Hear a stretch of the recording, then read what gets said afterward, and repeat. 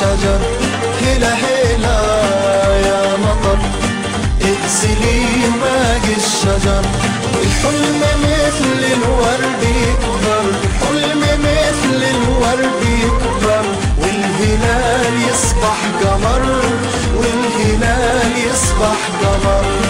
ادخلي بيوت القصب واسقي أزهار الغضب، ادخلي بيوت القصب واسقي أزهار الغضب. خبري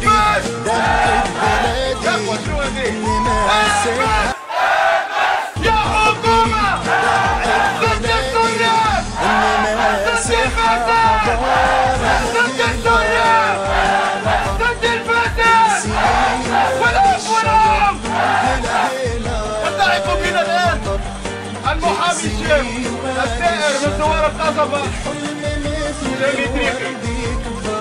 الحلم مثل الورد يكبر، والهلال يصبح قمر. بسم الله الرحمن الرحيم، والصلاة والسلام على الحبيب محمد وآله وصحبه ومن تبعه بإخلاص وإحسان وجهاد إلى يوم الدين. مرحى إلى هذه الجماهير، تحية إلى هذه الحشود، تحية لشعبنا الأبي، تحية لشعبنا المرابط، تحية لشعبنا المجاهد، تحية لدمائنا في كل مكان، دماء شعوبنا التي أعطت كل ما لديها من أجل هذه اللحظات، لحظات الكرامة والإيمان والنخوة. أحبتي أحبتي، في كلمتي سأتوجه بثلاث رسائل، وأتمنى من الله العلي العزيز أن تكون نافذة. الأولى للمجلس التأسيسي باعتباره السلطة الأصلية في هذا البلد. ثانيها رسالة إلى مقيمي القصبة من حكومتنا. ثالثها إلى ثوار القصبة.